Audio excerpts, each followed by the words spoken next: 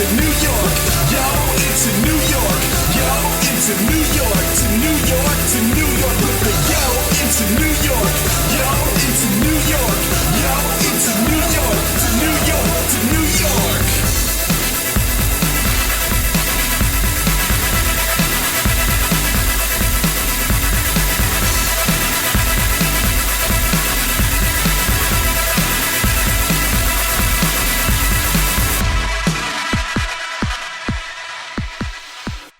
And that was Yo Into New York by Malibu Shark Attack, featuring Jesse Dangerously, available on both iTunes and Bandcamp. And welcome to the first edition of Crash Chords Autographs, a new sub-series from Crash Chords featuring a variety of informal audio interviews from near and far.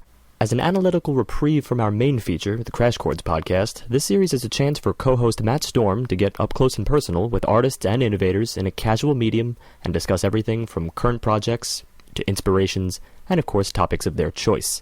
Today's episode looks at two artists, consecutively Mark Young of Hed PE and then Spider One of Powerman 5000. Both bands are on tour starting in August, and they each have brand new albums out this year, Hed PE's Evolution and Powerman's Builders of the Future. So without further ado, Matt Storm and Mark Young. Thank you for calling today. Thank you for agreeing to do the interview. I appreciate it. I personally am a big fan of you guys. I remember when you came out with the first album or your second album rather, broke in 97, I heard it on the radio in high school, and it was like unlike anything I'd ever heard before, because I hadn't really heard a lot of hip-hop metal at the time, and not definitely anything that heavy. And you talking about the first album? The second album with Bartender? Second album. Right. That's when I got hooked and then went back and got the first album. But Bartender was like, back then was mind-blowing for me in 2000. All right. I hadn't heard anything like that before, you know? That's good to hear. It definitely gave us a shot in the arm back then for a little while, that's for sure. Yeah, it was all over K-Rock in New York when it first came out, and I would listen to radio all the time back then, back when radio was the way to hear new music, unlike now where right. you have to look up everything.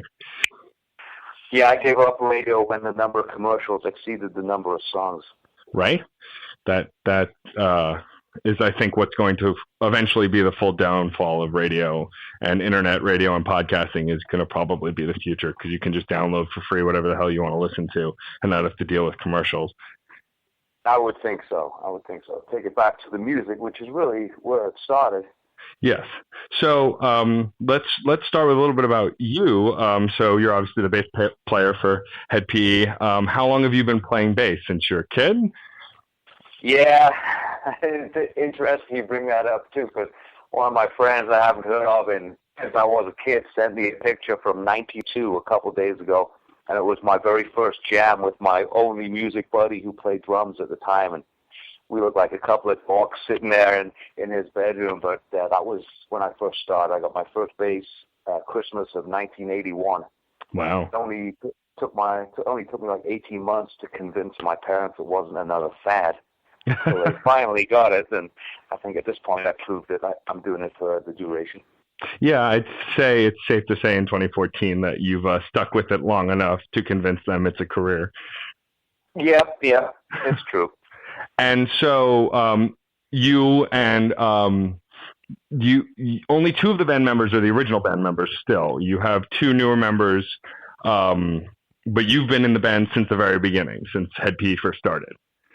Yes, I have. Yeah, I met Jared when I first came to the country, when I was looking for a band. And we had a band for a couple of years before Hed PE, and then I've been with him in the band ever since. Awesome. And I got to hear the sample of the new record, Evolution. It sounds great. I'm really digging it. My next question is, what would you say is the newest thing you're bringing to this new record? What's different from the older records? Well, it kind of segues into the title Evolution. Mm-hmm. In a way, we've been playing music all our lives, and in our signed years, for 20 years now, 18 years we've been signed, pretty much 20 years we've devoted every minute of the day to Hed PE since it started in '94. And we've explored every style. Like you were saying in high school, you heard us mixing the hip-hop with the rock. And we'd already been doing that for a few years. We've gone through the punk phase. We've mixed punk with hip-hop. We spent a lot of time exploring dub and reggae. And on this album, I think after all the quote-unquote avant-garde albums we've released over the last few years, this time the writing style kind of went back to the roots of rock. Jackson, our guitarist, is a phenomenal writer, and he's like a sponge when it comes to music. And he went back and studied old Sabbath and Led Zeppelin and all the greats that inspired us way back when. And then his writing then reflected that, but in his own way. We play in drop tuning, we tune down to B, so everything's going to sound lower and more ominous anyway. But it was a certain homage paid to our roots in the writing of this record, and I think that reflects in the music too. Yeah, I can definitely say that I hear that as a fan of the music, because Broke and the follow-up that came out in 2004 were the two big influential albums for me, first getting into heavier music. And I've loved all your records since, but those two were the ones that I really latched onto. And it sounds like that new record is going kind of style, but taking it to a new. I'm sure there's influences from those albums that they can't not be, because that was us back then. Yes. But I think it's very subtle where this album goes, because it goes in both directions. It's a glimpse into the future of where we're going, but it's also a glimpse into the past of where we came from. So it really traces our own personal evolution as musicians when we were kids, listening to those bands and then going through all our exploration and then coming back to that kind of classic rock sound that we started with. Awesome. And I know you mentioned influences before a bit that Jackson has been pulling from for his writing. Do you have any bass greats that you identify with that really influence your bass playing? Well, I would have to say right up front, Geddy Lee is my favorite bass player, and it was jamming along to Rush records is how I learned to play. Right. And also Iron Maiden at the time, Steve is a phenomenal bass player, though I never really went down his style of playing. Later on, I really got into Flea, and I really got into Primus. I love what Les does, and I think he's the consummate musician. He never stops working. So he's very much influenced me. And recently I've been kind of going back to bass players. I don't even know their names, like the Average White Band. Are you familiar with them? Yes. Scottish funk band that blew up in L.A. Oh, my God, that guy holds down the pocket so tightly, and his lines are so simple but so funky. And I don't even know the guy's name, but he rules. I really enjoy listening to him. And a lot of reggae bass players in recent years, like Jared particularly, is a huge reggae fan, and we've obviously taken more of a reggae direction in recent years, exploring that Sure. genre of music, which has taken me back to exploring reggae bass, which is fascinating to me, as I find they're not the typical shredders like we are in the rock world, trying to fit as many notes in the measure as you can. They're about what they don't play. Space is very important to them.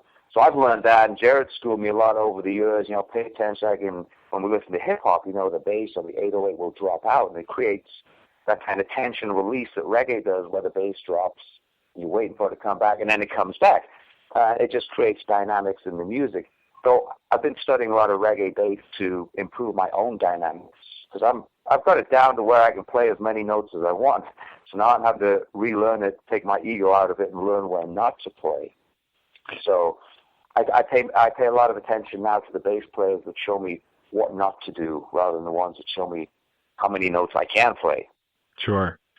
Yeah. And I mean, of course, in Jared's singing style, it's always come across that he's got this reggae and hip hop influence, which, obviously reflects the rest of the music too, because you want to take it in direction where all of the sounds support each other and then can even go somewhere completely different together. It's very true. That is very true. And also, as musicians, we can tend to, get off a little on showing off and playing a little more than we should. And you tend to end up stepping on the toes of the singer, which can be detrimental to the song. Sure. So, as an artist over the years, I'm learning to be more attentive to what's going around me, and feed off that rather than just throw my notes out and expect them to fit in everywhere. So Sure. I've been trying to go through my own personal evolution as a bass player as the band evolves through its own musical journey. And the next thing I wanted to ask you was, where do you draw a lot of your, I mean, we talked about your influences, but do you draw inspiration for your albums just from other music, or do you write about things that happen? You know, do you help to write, you know, create a mood based on things that are going on in your life, on tour, or at home? You know, where does your inspiration for writing music come from? Well, I would say that question would be much more applicable to Jared, because Jared writes all the lyrics. Okay. So his lyrics are drawn from every aspect of his life, from personal things he's dealing with on a day-to-day basis into personal relationships or politics that he's seeing in the world or social causes that he wants to draw attention to. So whatever's going on in the world around us will definitely fuel what's coming out.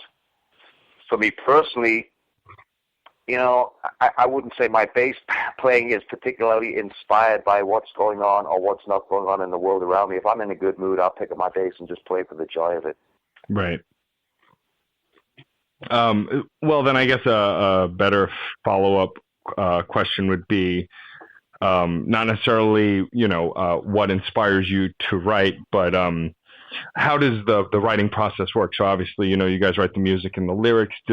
Will Jared come with a great set of lyrics and you guys kind of build music around it? Or is it that you guys build up the music as a foundation and then he writes lyrics to go with that music? Well, in recent times, there's been generally two ways the music's been approached. On this new album, there's 8 rock songs in a row and then the reggae songs.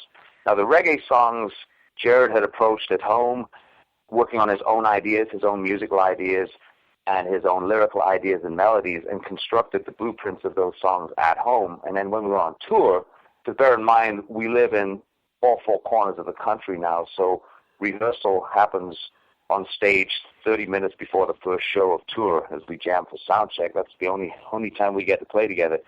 So over the course of the last couple of tours, Jared would show us his reggae ideas, and we jammed them out as a band day after day till they evolved and became their own entities. And now the rock songs, on a similar tip, Jackson spends all his time at home just creating music of all kinds. That's what he does all the hours he's awake. And he came back after a long break with a whole slew of awesome songs that Jared kind of referred to as doom metal, a lot of dark, grungy stuff. And we started jamming that day after day at Soundcheck 2 until we next had a break-in tour and started recording it. And then I think Jared did all the vocals last, and being the perfectionist that he is, some of them had 3, 4, 5 rewrites till he was happy with what he got put down. Cool.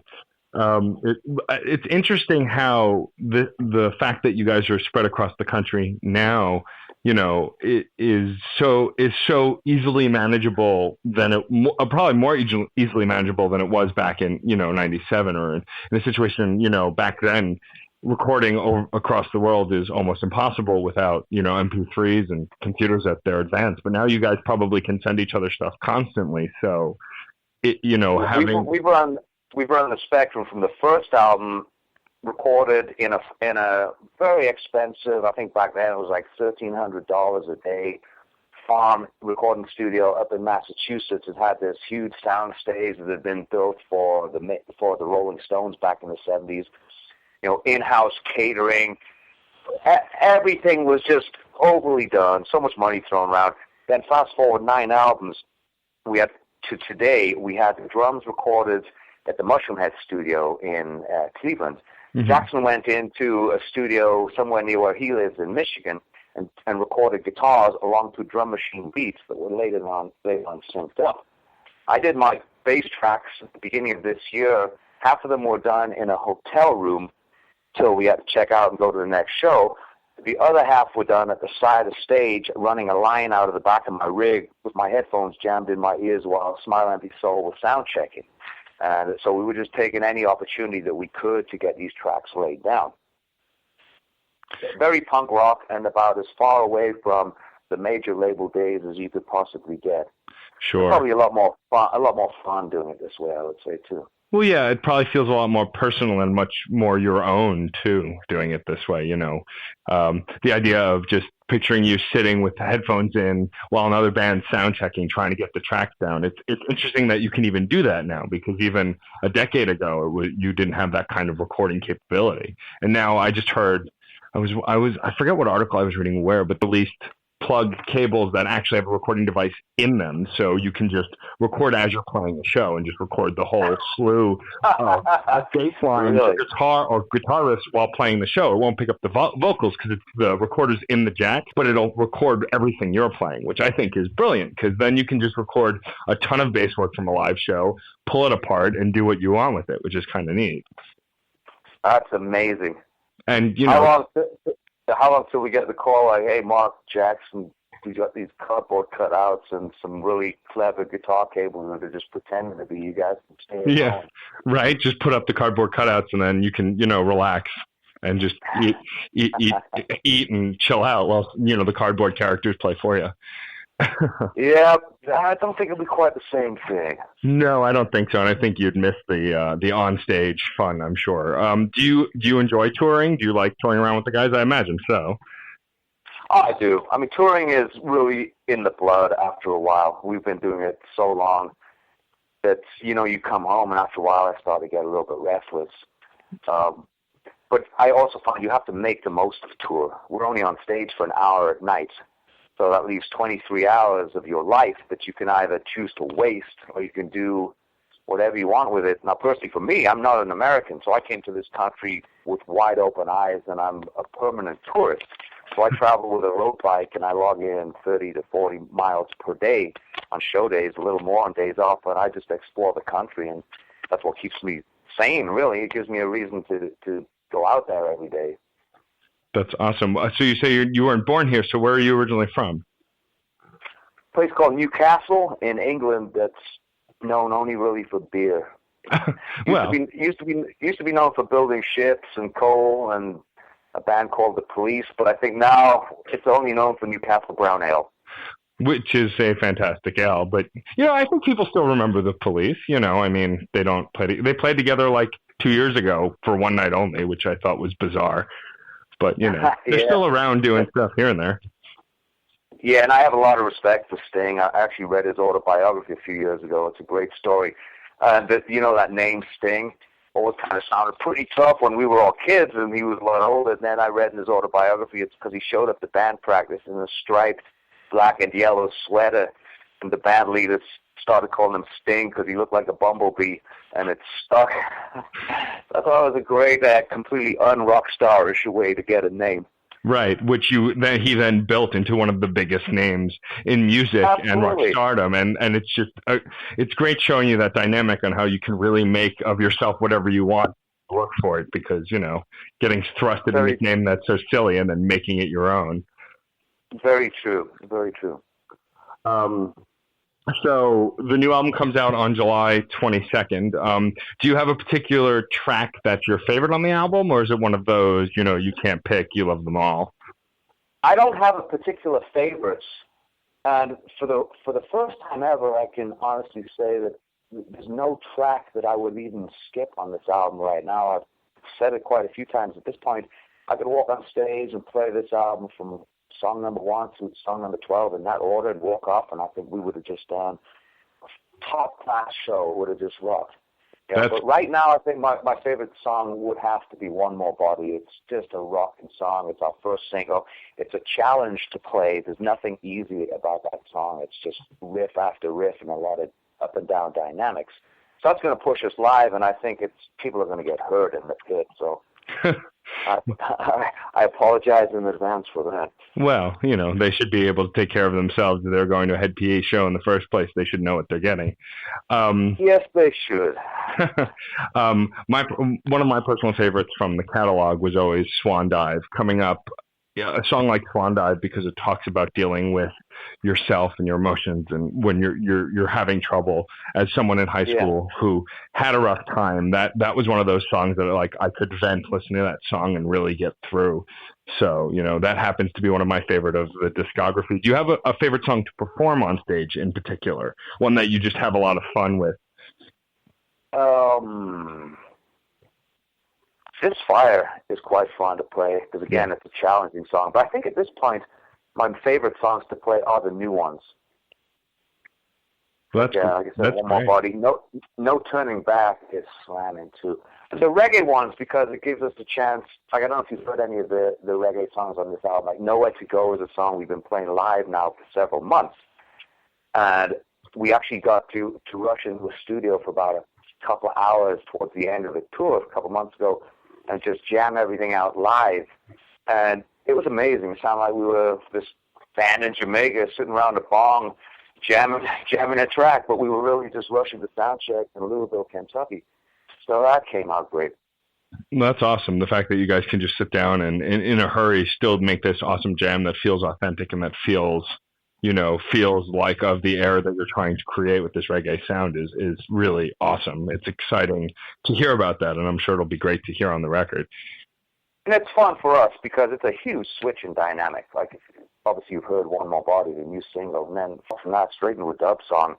It's challenging to us, but it feels real now, and it's something we really pull off well. And the contrast, the dynamics in our song from the metal to the punk to the dub, it's really a sweet thing.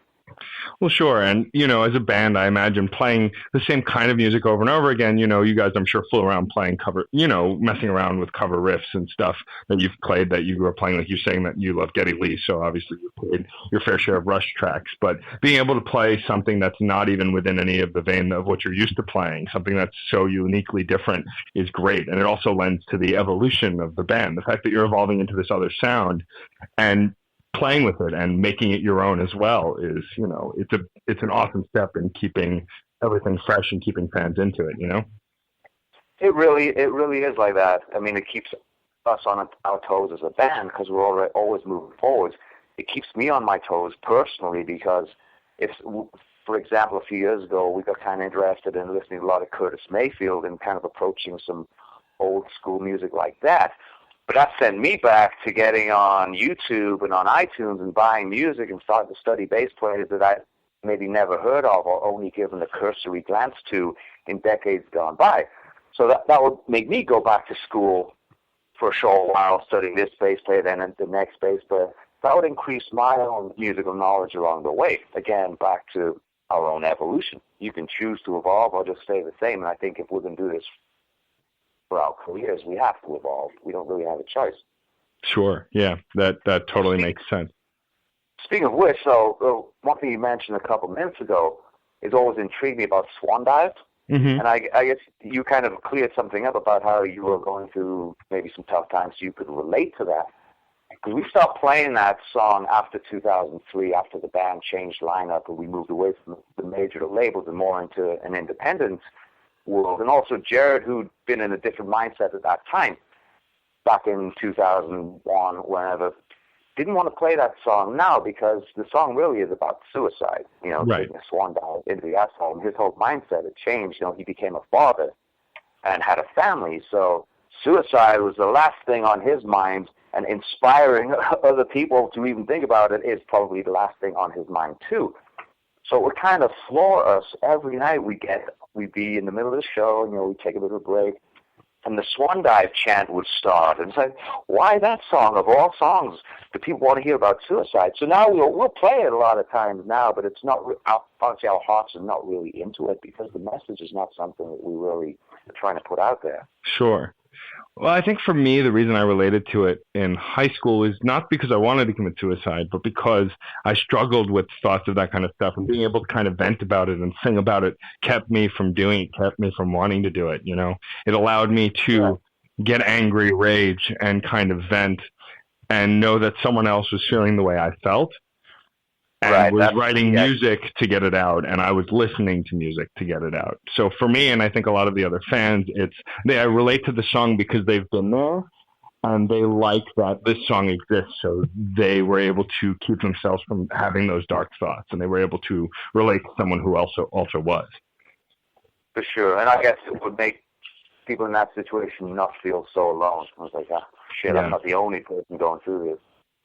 Well, it's just like also like what I loved about Blackout and that album and that song was, the idea that all of these things that are messed up in the world make you want to scream till you black out. This fact that you're frustrated and you can't do anything about it. Like, I think a lot of people identify with the anger and frustration that Jared had conveyed in his lyrics, especially in those earlier albums. And even later, I think people really, like, for me personally, I'm an emotional music listener, and I talked a lot about on my podcast how relating to an album emotionally is almost the most important thing for me. And it's because, when I'm angry, I don't want to hurt anybody else. I don't want to hurt myself. So an angry song will let me vent that rage without harming anyone or myself, And I think a lot of people take comfort in songs that you can relate to and get those energies out. Just like I'm sure Jared's written lyrics to get that energy out instead of keeping it inside. Oh, absolutely. I think as artists, you have to exercise those demons. Exorcise, not exercise. Yes. That's for sure. And, obviously I was around during the Blackout days, too. There was a lot of pain expressed in those lyrics, and there was reasons for that. And it had to be processed out, I guess, to move on. Yeah.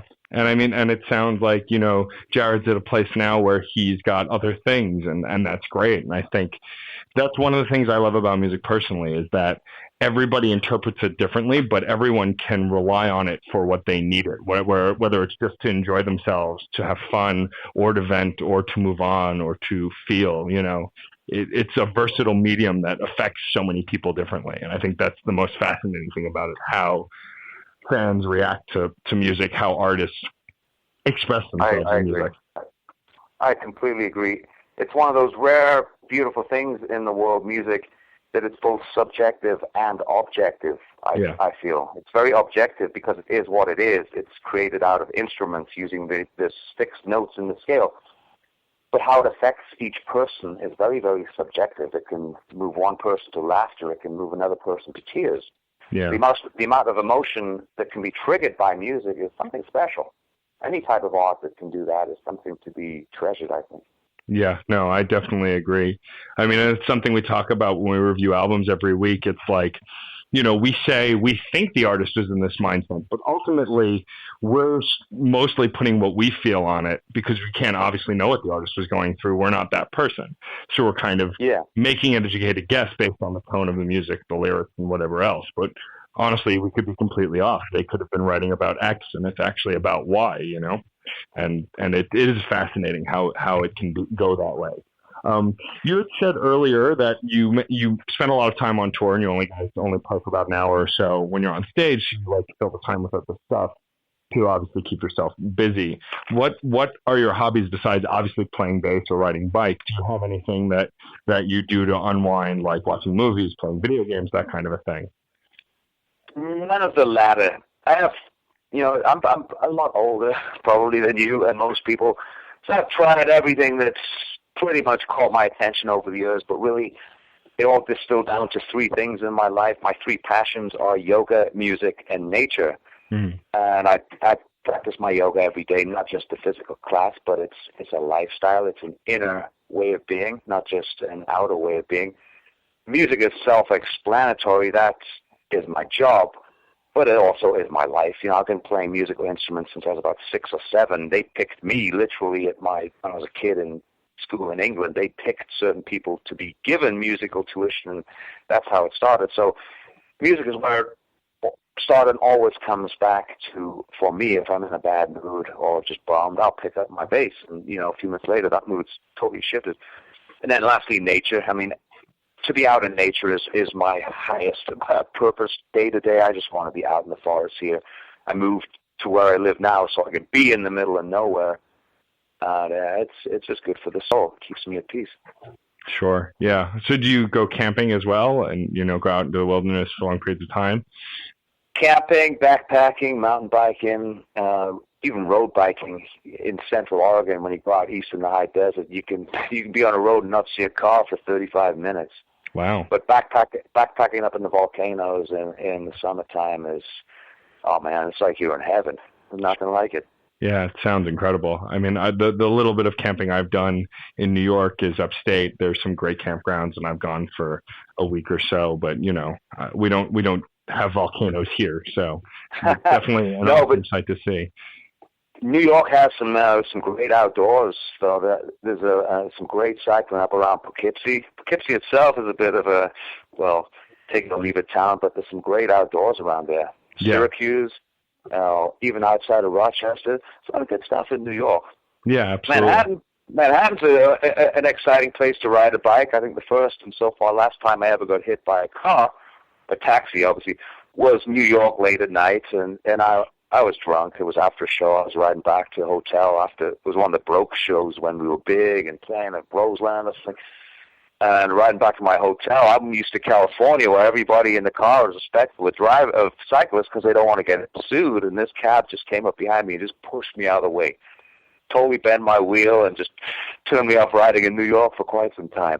Wow, yeah. Well, I see bike riders in New York because I work in Midtown, and so I walk around and see them, and I give them a lot of credit because I can barely handle driving in the city, so I can't even imagine being on a bike in the city because you have a lot less protection on a bike than in a car. Yeah, it's fun, but it's exciting. It keeps you on your toes. And since I first started riding in New York, because I've been riding there since probably 99, 2000, they now put in the bike trail that runs all around Manhattan Island. Yeah. That's a great place to ride. You guys, I'm sure, so you're not on tour now, but you guys are going on tour soon. Is that correct? Yeah, I fly out and meet up with the fellas on the 5th of July, and then we have a video shoot at the legendary Al Rosa in Columbus, Ohio on the following day, and then we begin a 2-week tour leading into the Gathering. And then we go out in August till early September, co-headline and run with Powerman 5000. That's incredible. Those guys are great. I'm a fan of theirs too. They started coming out with albums around the same time as you guys, if I remember correctly, around the mid to late 90s. Well, we used to play shows with them back in the day. Not too often, but we did have quite a few shows. And the guitarist, to be honest, I don't know if he's still in the band because I have yet to look at that current lineup, so I'm probably sounding like a fool here, but the guitarist back then was a friend of ours. He played in a couple other local bands around Huntington Beach right about when we were first coming out and when Korn had really set the scene there and they were moving on and we were kind of inheriting that. So it'd be good to see the Powerman guys again. It's been long enough. Yeah, they actually just put out a new record that I've been listening to a lot on Spotify as well. And I'm really digging it. I mean, I always like their sound too because they're a band who has a special sound that they work towards, with this kind of sci-fi metal that they've always played, and it's always been fantastic, you know. Yeah. So it's cool to hear that you guys are going on tour with them. I imagine you guys are coming to New York at some point, yeah? Well, you just called me out. I just pulled up my itinerary to see if we did have a New York show, and I was just going to tell you. But no, I think we got Rochester and Poughkeepsie is all. Oh, okay. Well, when you guys are in New York again, I'll definitely have to come check you out. I'm excited for the new album. But keep my number and drop me a line. I'll hook you up on the guest list. Oh, well, I appreciate that, Mark. That's great. I guess one of the final questions I just want to ask is, it's a little bit cliche, but I like to hear what artists say because, you know, as someone who tried playing instruments as a kid but never really picked it up and took the more production side of it and is more interested in the mixing and the post stuff, do you have any advice to aspiring musicians or even aspiring artists of any kind, you know, words of wisdom, something you would tell them, especially if they're struggling with the medium, you know, what your advice to them would be? Well, yeah, and I'm a walking cliche, so I can just give a cliched answer. Don't stop, keep going, and then when you're older, teach your kids to do the same. There's nothing like music for changing the direction of a kid's life. Yeah. No, and even if you suck at it, just keep going with it. It's fun. It's better than a video game, man. At least you're creating something.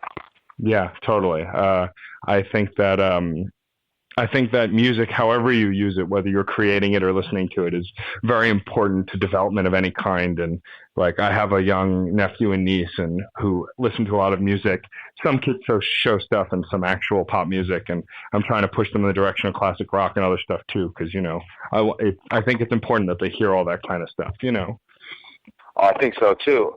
And there's even been scientific studies that have proven that the brain is positively affected by playing a musical instrument, which makes simple sense, just the hand-eye coordination, learning to use two hands on a keyboard or on a guitar neck takes a hell of a lot of concentration. And then by the time you get to the point where that's second nature and you're not thinking about it, that's happened because your whole brain has evolved to the point where it's taken in a whole new skill set. Yeah. You're growing every time you study an instrument. There's nothing like music. Yeah, and that's why it's so frustrating when I hear about another program at a school cutting the music funding or the arts funding. It's like you're cutting out the most important part of someone's development. Math and science are important, but so is the art. You need all of it. It's all part of development. And cutting those programs is just, it's mind-boggling to me how anyone could think that's a good idea, Yes. And as a cynic, I would go out on a limb and say it's because education has not really been the prime purpose of the educational system in recent years. I don't think the goal is to bring out aware, awake, and advanced children anymore. Yeah, I know. I probably agree. Because when I was growing up, the way we were taught and the way education was approached was even different than it is now. And I feel like they're more concerned about cutting corners and not setting people up for the actual future and actual life, and getting out there. Yeah, and also maybe a really sharp, smart, and aware youth will turn around and ask the powers that be, "What the hell are you doing?" Right now they'd rather have a dumb populace that doesn't want to ask questions. Yeah. Perhaps, maybe I'm completely wrong there. Well, it's hard as you get older and see the things that come ahead of you or before you and not be cynical. You grow up and you look back on what you had and you think that you had it good or that the system is not as good as it used to be, kind of a thing. So it's hard sometimes to not be cynical, especially when it comes to that kind of stuff. Yeah, I even get cynical to myself, when I've learned, oh, wait a minute, that's how it really works. And I look back on 20 years of me taking something else for granted and not even questioning it. Yeah. And that's never easy either. So I want to thank you again, Mark, for talking to me. It's been a pleasure as a fan and as, someone who enjoys music as much as I do. So the album is called Evolution. It comes out on July 22nd. The tour is starting very soon.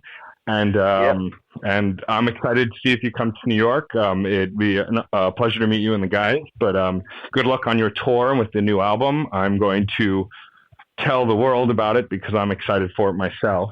I appreciate you taking this time. This will be when it goes up on my podcast. I'll go ahead and tweet at you guys so you can see the link and share it around and listen to it. And I'm hoping to write up the article within the next couple of days. So hopefully within the next couple of weeks it'll be online. Sounds good, Matt. Hey, I appreciate you taking the time, and thanks for all your support. Thanks, Mark. Take care. You have a great night. See you at the show, my friend. Yes. Bye. Take care. A week later, Matt got the chance to speak with the frontman of Hed PE's touring mate, Powerman 5000. So please enjoy this special double interview, Matt Storm and Spider 1. Hello, Spider. Hey, what's going on, man? How are you, man? I'm good. Good. I want to just start off by thanking you for doing the interview tonight. I really appreciate it. Oh, sure. No problem. And I'm a huge fan of the new record. I think it's great. I'm excited that you guys have a new record out. Yeah, me too. All the time. Yeah. I'm really happy with it, too. It's just one of those records that kind of came together nicely. You know what I mean? Yeah, sure. You start out trying to do something, you actually accomplish it, once in a while. I actually spoke to, a few weeks back, I did an interview with Mark Young from Hed PE. And cool. he mentioned that you guys are going on tour together this summer. So I'm going to try and check you out when you guys get to New York. So, oh, great. Cool. Which will be exciting. Sure. But the first thing I want to start with, of course, is I know you're obviously promoting the new record, which just came out. And as I recall, you're also doing Great American Nightmare this year. Is that correct? Yeah. And Nicole had mentioned that. So in case the listeners don't really know anything about Great American Nightmare, why don't you tell us a little bit about that? Yeah, I mean, Great American Nightmare was this thing. It actually started last year. It was sort of like this, obviously Rob, it was Rob's sort of brainchild to have his own basic, Halloween, haunt. And so it was a mixture of scary mazes that you might see at like Universal Studios or something, and then mixed with music. And so last year they did it outside of LA, and there was music every night, and so you go through the mazes and go see a band. But this year they moved it to Phoenix, Arizona, or Scottsdale, and I think the only musical acts are going to be us and Rob. So it's going to be pretty special that, and I'm, honored that he chose us to be part of it, because it was such a crazy fun thing to do last year. I mean, Halloween is like, my favorite holiday, and it's so doing a show based around Halloween is really, it's just, there's something sort of magical that happened, because people are in costumes, and there's this whole, just a whole other vibe. So I'm really looking forward to doing it again. Cool. Yeah, as a Powerman 5000 fan and knowing your albums over the years, I'd never guessed that you like costumes and Halloween and any of that stuff. It just, doesn't. Yes, I know, it's not too obvious. One thing I've always wanted to ask is, so I've been personally a Powerman 5000 fan since Mega Kung Fu Radio. So way back in the day. I'm dating myself a little bit, but we'll move past that. So I was curious because obviously back then the album cover and even some of the songs didn't really have the same sci-fi vibe that a lot of the later stuff had after the fact. What caused that shift? Why did you decide to move more towards this kind of sci-fi aesthetic? Well, I think, the band from the very beginning, if you look back to, the records before Mega Kung Fu Radio, Independence, we put out True Force, and Blood Splat Rating System and all this, they were always, knee deep in pop culture, and there, so, a lot of the referencing with Mega Kung Fu Radio, it's not inherently science fiction, but there's references to Jaws and Taxi Driver and, just that, comic books and stuff like that. And, the name of the band itself, True Force, our first EP we ever put out, has a giant robot on the cover, and so things like that. But yeah, it wasn't until I think, and it's funny because obviously I've always been influenced by all that stuff and science fiction in particular. But it wasn't until, quite honestly, I think we got what kicked it into high gear was when we signed to DreamWorks, and then when we made Tonight the Stars Revolt, we actually got a real budget to make a music video. And so at that point I was like, well, fuck, I'm going to get, this was the days when they give you $500,000 to make a video. So like, well, I want to make a fucking like science fiction movie, you know what I mean? Right.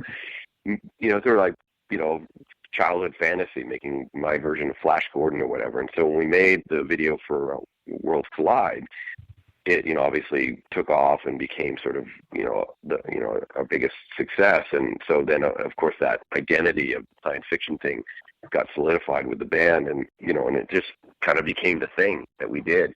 And, and it wasn't necessarily because of the success. I loved doing it. And, but it's interesting how it was more of an opportunity, I could finally do it correctly.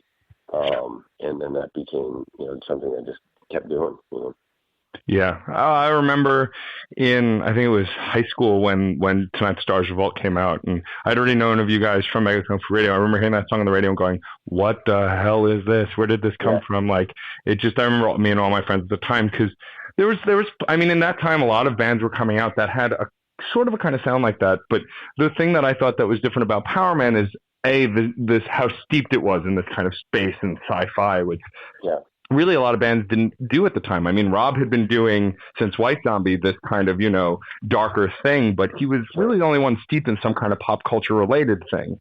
Beyond that, a lot of the bands were very, very kind of face value. And so it was cool as a nerd growing up to have this band that was like, oh, they made a science fiction music video and songs that are about space. Well, I think if you also are a fan of that kind of stuff or in that world, then, you can sniff bullshit, and it probably seemed authentic to you, and so, I always liked, what I liked about, there were certain bands that, and there's not a lot of them, because most bands don't really think beyond, a song. They just think, well, this is what I do. But then there are those certain bands, like Rob, or like us, or even like outside the genre, like say like a Beastie Boys or something, where you're like, you love the music, but you're like, I fucking know these guys, even though you don't, or if you don't know them personally.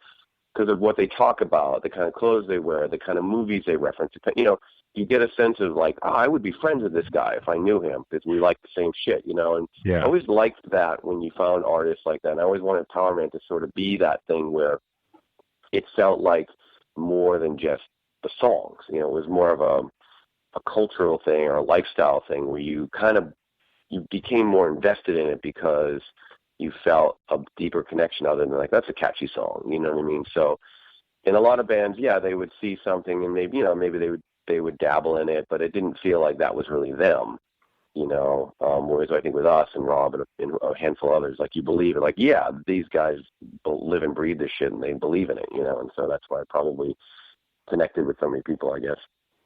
Yeah, I mean, I would say for sure that's why it connected with me, hands down. Well, not to mention the ironic part of the whole thing is that how that whole culture has become so mainstream and so accepted. You know, it's like when I was a kid growing up, you know, if you could even find like a Spider-Man T-shirt, you know, as a kid, and then have the balls to actually wear it to school, you were probably going to get made fun of or get into a fight or something. Whereas now, all that shit has become so, you know, acceptable, and so in you know, not only that it makes, you know, massive amounts of money for, you know, the Disney owns Marvel and all these superhero movies. It's just such big business where it was never like that, you know. Growing up, it was you were the weirdo, you know, for sure. Well, I remember the first time. I have a young nephew and niece. My nephew's 9, and he's very into video games and Minecraft and a lot of pop culture stuff that I'm into. And I remember I went with him and my sister-in-law to JCPenney once. I haven't been there in years and years because it's not where I shopped. And we walked past this kiosk that was literally covered, wall-to-wall T-shirts, Superman, Spider-Man, video games, all this stuff. And they were like $6 a pop. And like everybody was wearing these shirts. And I'm just like, where was this when I was, you know, yeah, for sure, in high school? I had to pay $20 at Hot Topic for the only Venom T-shirt they had, and that was it. No choice, no nothing. And then I got beat up the next day at school for wearing a Venom T-shirt because I had the gall to correct someone when they said, "Oh, that's Black Spider-Man." I went, "Well, actually, it's Venom because the logo's bigger." They didn't care after that. It's just beat him up. He's not making sense. Yeah, no, I know what you mean. It's so funny how accessible all this stuff is now. And before it was very like it was rare. Yeah, it was. And if you saw somebody that, you know, you thought you connected with, it meant something. You know, it's interesting. Yeah, with the internet now the way it is, it's so much easier to connect with like minds, like between Facebook or forums or you know, websites devoted to specific nerd things. You know, it's so much easier to find your people, whereas, you know, growing up before that kind of stuff, it's like, oh, there's the one kid that's in one of my classes that likes the thing I like, so we'll talk about it when I see him in that one class. So the next thing I wanted to ask is, because I'm actually curious, because I don't know myself, I don't remember seeing it anywhere. Where did the name, I'm guessing that the name Powerman 5000, Powerman is in reference to the Japanese hero, Powerman. Is that correct? No, it's actually not. It's when I was a kid growing up, I was a big like comic collector, Marvel comics, and there is, it still is, but there was a superhero called Powerman. Oh, okay. He was essentially like the first black superhero, and Power Man, I think, was kind of in reference to Black Power. And for whatever reason, I don't know what, like some white kid growing up in the suburbs of Massachusetts, why this superhero, I connected with it. Like it was so cool. And like, and he would team up with this guy Iron Fist. So it was like, it was very 70s sort of blaxploitation feeling. Power Man was, you know, he had like an afro, and he would team up with Iron Fist, who was this kung fu master. And so it had that very much like kung fu blaxploitation vibe to it. And I just loved it. And so it just kind of stuck. And then I, you know, sort of added the 5,000. I probably at the time just in hopes of not getting sued by Stan Lee or something. But so I think at this point I'm probably safe. But you know, it came from Marvel Comics. Oh, cool. Well, yeah, I actually recognize the name Powerman because Luke Cage is the hero that actually comes from Powerman. Exactly. Yeah. So that reminded me of it. Oh, okay. So right. That's pretty cool that it comes from comic books. I guess because in my head, because of the giant robots on the album covers and everything, that's where my brain went, you know. Right. Yeah, that actually makes way more sense. So obviously you're gearing up to go on tour with Hed PE. But while you're on tour or when you're not on tour, when you're just home, when you're not writing music or working at a haunted house and doing, haunted themed stuff, what's your downtime kind of preferred hobby? Do you have one, or do you just write more music and work on Yeah, more I mean, stuff? there's not a ton of downtime because you get off the road and you're instantly working for like the next tour. That like I've been home. We just got back from Europe. We did a month in Europe doing all the like big festivals over there. I got home and I'm in the studio today working on a song for another like sort of secret side project I'm working on. I directed a video for another band a couple of days ago. This band Hed PE, I directed their video, which came out awesome. And then, but if you're asking me what I like to do when I'm not working on music or something related, I'm happiest when I'm sitting watching professional basketball. I'm like a huge NBA fan. I just love the sport of basketball. I like to play it. I like to watch it. And so that's sort of my anti-music, fascination. My non-nerd, moment is I'm actually like a big basketball nut. Oh, that's awesome. Yeah, I fell out of basketball after the strike years and years ago, and I try and keep up with it a little bit. I got more into football after that.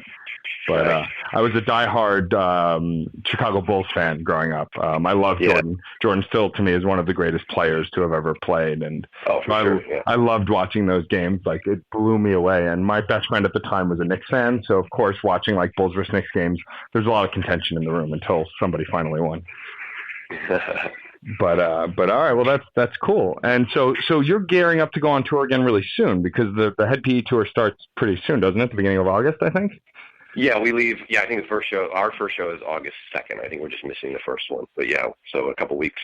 Very cool. And so you said you're working on a super secret project, which is obviously super secret. What do you have any plans for big videos, singles, or events for Powerman 5000 coming up? Yeah, I don't know. We're talking about what the second single will be. How to Be a Human was the first single, and that did a radio, and now we're looking at what the next single might be, and so I guess fairly soon we'll know what that's going to be, and that'll go to radio, and really it's just about touring through at least through the end of the year, and I'm sure we'll do some more touring next year, and just just see what we can do. I mean, it's a crazy different time for bands, and certainly for bands like us. So. But I'm fully committed to this band and this album, and really, really believe in the quality of it. So, I just want to get out there and work as hard as I can to get people, on board. And part of that is, trying to have a bit more of a worldwide strategy. We just got back from Europe, and it was just incredible, and just playing these massive festivals, in front of 100,000 people, and opening for Metallica and Iron Maiden, and and it's just there's a level of appreciation over there that honestly I don't really see in America anymore, and it's kind of sad. Like it was inspiring, and it definitely it got us all energized to come back and hit the road here. But but it also shows you that sometimes I feel like rock never goes away, and kids always love rock music, but I feel like in America it's taken a back seat to a lot of other forms of music, and I feel like in Europe, they still seem to really appreciate it, so it's kind of fun to be a part of that. That's awesome. Yeah, I've seen that too. I think that also music is consumed so differently here now, and I find with my friends personally that no one wants to really go see a show anymore. Everyone's just content to kind of listen to stuff that they've got, and so I'm always eager to see a band live because I feel like a band who plays live well will always be better than anything they do on CD because it's that personal connection you make with a band is on a whole other level from just listening to them on a disc, Yeah, and also at this point, the live show is the last thing that you can't, recreate on your computer. The experience, you can't download the experience of being in a club and having the ear-splitting volume and being in a room full of sweaty people fighting or whatever it is. The value of the live show, I hopefully will maintain for sure. Yeah. The question I have about Builders of the Future is one of my favorite tracks on the record is actually I Want to Kill You. And it's because it's so unique to a lot of the other stuff that you guys normally do. You don't have a ton of acoustic tracks in your discography. So I really like that you kind of had this kind of twisted acoustic track. And I'm curious to hear more about how that kind of specific track came about. Yeah, I mean, it was kind of a weird, we had basically the bulk of the record done. I was like, okay, we've got a great, solid Powerman record, but with every record, I like to try to do something, throw a twist at the end, or try something, something that's sort of a little left of center of what we do. And that song, I went in the studio and I did it with actually Evan, Evan Rodonice, who produced the record and used to be in Powerman. And he happened to have an acoustic guitar out from a session that he did the day before with another band. And I had literally just the idea of "I Want to Kill You" as like a song title. Right. And so I was like, well, let's just, he just picked up the acoustic guitar and we started fucking around, and we literally just wrote and recorded the song probably in a few hours. It just kind of fell together. And I don't generally work that way. Usually it takes me a while, and it just fell together. And it was, it was one of those songs that was, it was unique for us because, it's sort of the most, I guess, for lack of a better term, personal song. And sometimes I don't write that kind of stuff, where you just kind of lay it out there and have it be like, wow, fuck, this seems like it's sort of something real, you know what I mean? So it was, it's a bit of a risk, I suppose, for us, but a lot of people do bring up that song when they talk about the record, because I think it is such a surprise when you get to that track, and it's not just some throwaway track, track 13 hidden, we feature it, and it's like a, it's part of the record, not just some weird bonus thing, So I'm glad we did. I'm really proud of that song. I feel like it does something that I've never done before. So it's always nice after 20 years later, you can still go, hey, I did something different. Right, and something that keeps you invested and keeps the experience constantly unique and surprising. Sure. which is always good. Yeah, I mean, that's, I think, why I noticed it personally as someone who connects to music on an emotional level more often than not, and hearing this very, song that seems from a more personal place. I was like, oh, awesome, this got some weight, and I like the other stuff too, but it's kind of nice to have that breakup of, these different things. I mean, you guys have always kind of tried to change things up, like on the earlier records, throwing in covers on every couple of albums, doing a cover album, which is really cool, kind of changing it up and reinventing yourself. Yeah, well, you have an audience that you kind of have to serve, on one hand, but you have to serve yourself as well. And, you have to always, because if it's not fun or interesting, then there's no point in doing it, so it's always, I'm always trying to figure out the next thing. And although I'm very comfortable where the band is now, like I don't need to reinvent the wheel anymore for the band. I feel like I've come back full circle and like this kind of electronic metal thing. And I really feel like that's who we are, and just the whole point now is just do it better and better every time you try to make a record. Yeah, and also, I mean, back when you guys were first kind of coming on the scene too, like new metal bands and bands that did that kind of a thing there were a lot of them, and not a lot of them stood the test of time, but you guys have kind of always been around and come back. So I think you've kind of firmly planted yourself in where you guys fit, and there's a market for it, and you guys are making these records that obviously connect with your fans because they've stuck by you, Yeah, well, I mean, part of the formula of longevity is just not stopping. I mean, it's true. A lot of bands come and go, and they, and things come, they work in waves, and you just got to be prepared to ride it, and you just never know what's going to happen. As long as it's still fun and interesting, and you still feel like you have some things to prove, and there's no point in stopping. Sure. The next thing I was curious about is, because obviously as a fan of the music, I have a personal favorite song, but I was curious if you have a song that like you prefer to perform live, or that's your favorite because you like, the energy behind it on stage, or that it's kind of like a Sophie's choice and you can't pick one. They're all your favorite. I mean, it's hard to say, I mean, I think generally playing new material is always the most fun because it's, playing the new stuff off this new album when we go out live is always are my favorite moments of the live show now. Playing Invade, Destroy, Repeat, the first song on the record is probably the most fun that I have in the new live set. You know what I mean? It just there's something about it, and it playing new songs makes you feel like, oh, you don't know what's going to quite happen, because you haven't played them 10,000 times before. So I wouldn't say I have a particular favorite, but whenever there's a new record, I always enjoy playing the new material for sure.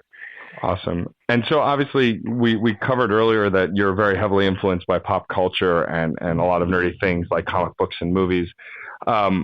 Where does the musical influence come from? I mean, obviously you were a fan of rock and roll, I imagine, but what artists were like your idols growing up that influenced you to go in a direction towards music?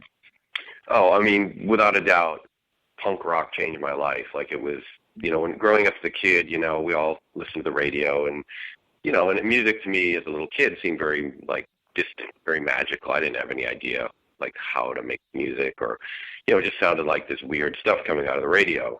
And then when I discovered bands like the Clash and the Ramones and the Sex Pistols and Black Flag, and I was like, fuck. Well, first of all, it blew my mind because I was like, this is unlike anything I've ever heard, and it seems like it's from another planet, from where I came from, But I also heard like I understood it, and I was like, well, fuck, I might be able to do that. Like that guy's not the greatest singer in the world, or this guitar player is not playing a million notes, and it just seemed like I could wrap my head around it. But beyond that, it was really the attitude of it.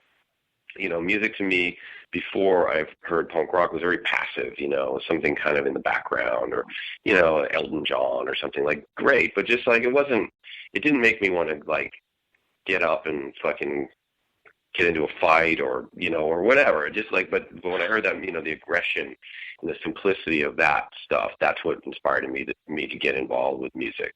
And then then the same thing happened when I started to listen to like rap music. It was the same kind of feeling, hearing like Public Enemy or NWA. I was like, fuck, like the aggression, like it just really resonated with me.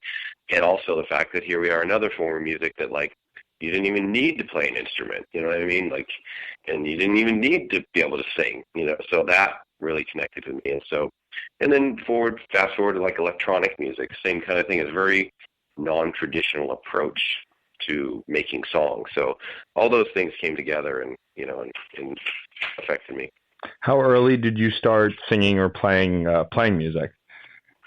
I was in high school, really. I started a band in high school when I was probably like 14 or 15, and I played bass and sang. It was a punk rock band called Vital Interest. We were like political, and we were just terrible. Like I would literally write songs, that had 2 or 3 notes, and we would just play the talent show and get booed off the stage, and So, but that was when I started. It was like, just loved the idea of it. I love the idea of being in a band, sort of like, it's like when people are like compelled to join a gang, it's like, it was kind of like that feeling, like it's your fucking band, it was like that. It was really like, I liked that idea, just the concept of it, what I mean, almost more than anything else. And so, and so that's when I started. And then after high school, I went to art school for like literally a couple months and then dropped out because I was like, I can paint when I'm 80. Like, I want to make music. And that's when I started to try to put bands together in Boston and finally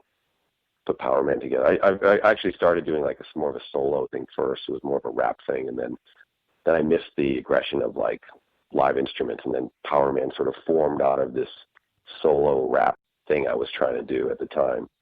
And so, so Powerman was like really my first real band. I mean, I wouldn't really count my high school band as a real thing. It's just, trying to figure out something to do.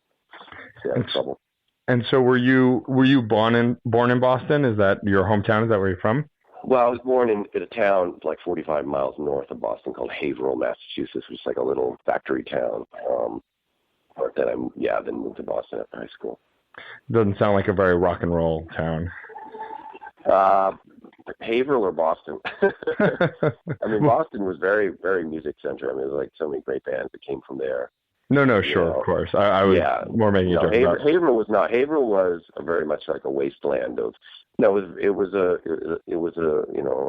town. It was just factories and just nothing really much to do but get into trouble. And I think that's why I sort of became sucked in with like TV and movies and stuff. It sort of like it was an escape. It was like a window to like other possibilities in life. Sure. Did you have a favorite? Do you now, or did you then have a favorite sci-fi TV show or movie that's still like at the top of your list these days? Yeah. I mean, I was always a huge nut for the original Star Trek, the William Shatner version. I loved it growing up and still do. I just think there's something really fucking. It's almost like a Andy Warhol painting or something. There's something so bizarre and simple about it, but it's, I just love that show. And I mean, growing up, I liked old sci-fi movies. I liked 50s sort of like Cold War stuff a lot, like them and things like that, because I love the paranoia around all those movies. But I love, the first Alien, was a 2001 Space Odyssey, and Blade Runner, and Mad Max. I mean, there's so many great science fiction movies that came out like in the 70s, and those are the ones that I guess I connected to the most. Yeah, they seem to stand the test of time. Those particular movies. 2001, which was made in what, I don't even know what year. I can't remember, like early 60s, and the effects have not been surpassed. It's crazy. Yeah, and I mean that soundtrack too for that movie. Like, I mean, without it, the impact of half of the pivotal scenes would not be the same without that killer orchestration. Yeah, it's amazing. Hey, I don't mean to rush you, but if they were like calling me back in to try to work on this song. So if there's any like I don't know, we're kind of like just chatting like we're friends on the phone. But so if there's let's do like a couple more, and I'll try to keep them brief because I know I just ramble on and on. No, it's fine. I mean, essentially the goal for this is to use it to write an article for Broken Records, and then I'm going to use the audio I have an audio podcast, and so I mean, if you have a time limit and you need to go, just let me know. I mean, I'm not trying to. I should probably. I didn't realize. Like, I didn't know. They didn't give me like a time frame on the interview, so I didn't know. But I just don't want to keep them waiting, and they're probably like wondering what the fuck I'm doing. So no problem. Yeah. I appreciate you taking the time to chat. I will definitely let you know when the article, you and my contact for you, when the article goes up and when the audio podcast goes up. But I appreciate you taking the time to chat, Spider. No, totally. It was my pleasure. It was a lot of fun. I mean, as a huge Powerman fan for a long time, it's a pleasure to get to talk to you and chat music. And I'll definitely come over and say hi once you guys make it to New York. Well, we'll do the follow-up in New York.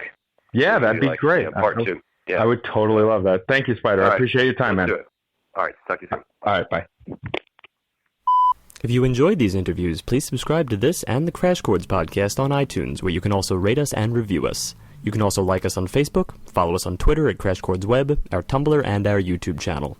If you have any questions or comments, feel free to post in the comment area below each post. And keep the discussion going, because remember, music is life, and life is good.